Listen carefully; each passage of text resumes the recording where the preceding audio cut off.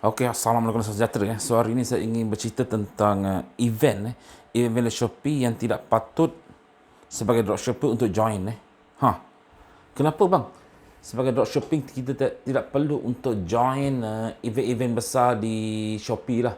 Kerana sejak beberapa bulan ini saya melihat data daripada event-event besar yang daripada Shoppermaniac di mana saya membuat satu kedai Shopee khas untuk dropshipping saja. Saya melihat produk-produk yang dijual pada event-event besar 12, 11, 11, 10, 11, 99 ke 88, dia tidak membuahkan hasil yang baik. Malahan pada ketika itu pada 10, 11, 12 hari bulan, contoh 12, 12 kan, sales kita agak merundum sedikit. Adakah anda alami perkara ini? Jika anda alami perkara ini, bermaksud event-event besar di Shopee tidak memberikan hasil yang baik untuk anda. Itu yang kita dapat lihat melalui perbincangan saya dengan beberapa rakan-rakan sellers yang lain, serta juga saya bertanya dengan melihat beberapa seminar. Ini saya join di Jazz Segan kalau anda kenal lah, pun memberitahu bahawa event-event besar dan behavior manusia sekarang ni dah berubah. So artinya kita harus melihat sebagai dropshipping, kita harus melihat produk yang kita jual sekarang ni adakah sesuai untuk kita sertai event-event besar di Shopee. Okey. So begini saya masukkan So kita balik ke basic Kadang-kadang kita ni lupa yang kenapa sales tak ada, sales ada, kita lupa back to basic. Ini selalu yang berlaku pada seller-seller yang telah lama lah. Seperti saya, ada rakan saya yang lain, kita lihat kenapa tak ada sales event besar dulu masa tahun lepas okey, sekarang tak okey. Ini disebabkan kita bagi pada dua. Sekarang ni untuk event-event besar di Shopee, behavior pengguna berhagi pada dua perkara, iaitu premium dan non-premium produk. Okey.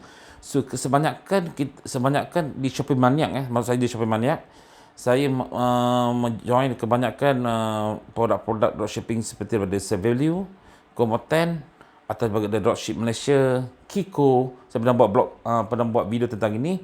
Dan semua produk-produk ini adalah produk-produk home usage, produk-produk biasa. Seperti menjual orang kata obat semut, seperti jual orang kata hanger, home decor, jug kecil yang harganya tidak begitu tinggi dah, bawah pada RM100. So produk-produk non-premium ini adalah produk-produk yang sentiasa tidak mengikut orang kata musim, tidak mengikut musim. Dia hanya dibeli jika diperlukan oleh pengguna.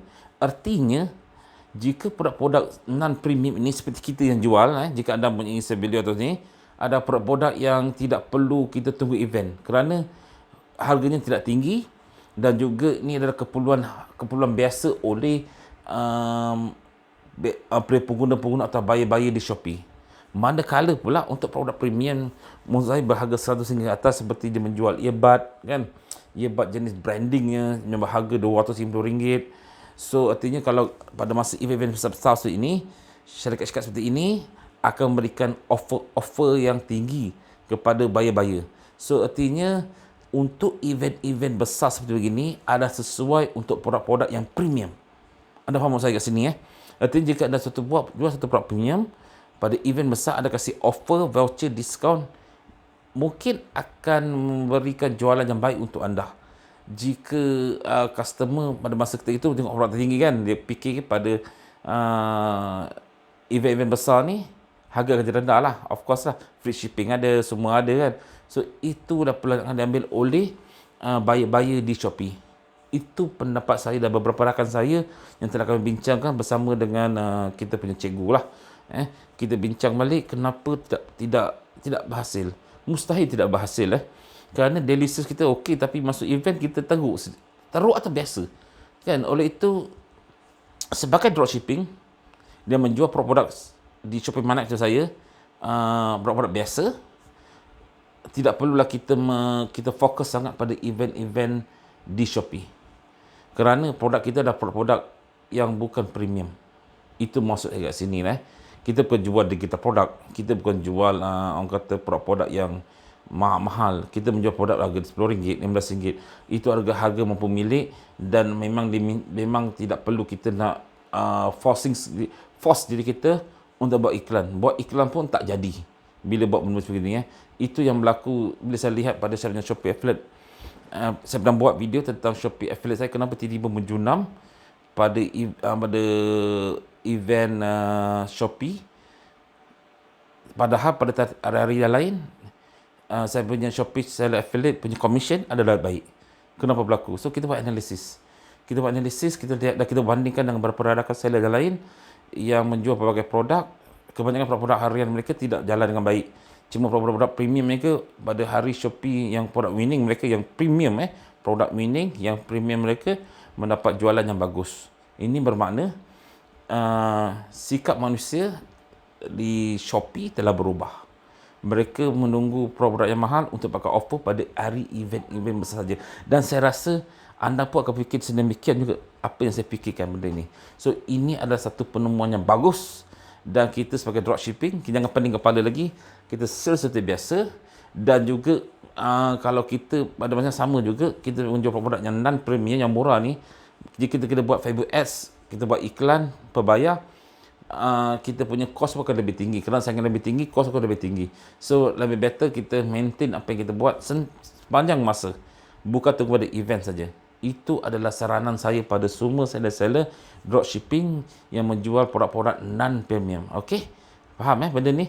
So saya rasa semua seller-seller yang saya rasa semua seller lah, saya berani jamin lah, anda ada sell view, anda ada masuk Kiko, anda ada masuk komiten, anda kasih anda tinggi. Antara 10 orang, berapa sales yang cukup tinggi? Dan jika anda buat Facebook ads, adakah kos anda semakin rendah atau tinggi pada waktu event besar tersebut? Jika sama juga dengan Shopee ads masa ke hari tersebut, adakah anda punya bid boleh dapatkan sales daripada sales yang lain? Itu soalan saya pada anda. Dan jika anda lihat kembali dan fikir kembali apa yang saya katakan ini daripada perbincangan semua rakan-rakan yang lain, bukan saya seorang, ya, saya rasa itu yang berlaku. So kita jangan bincang tentang event-event di Shopee jika kita menjual produk non-premium. So kita terus maintain jual produk yang ada, kita kasih voucher yang sesuai untuk kita, jangan rugi, dan kita jual sales seperti biasa. Okey, assalamualaikum sejahtera. Nama saya Hanif bin Idrus. Saya memberikan tips-tips tentang blogging, Shopee dan juga Facebook ads. Alright.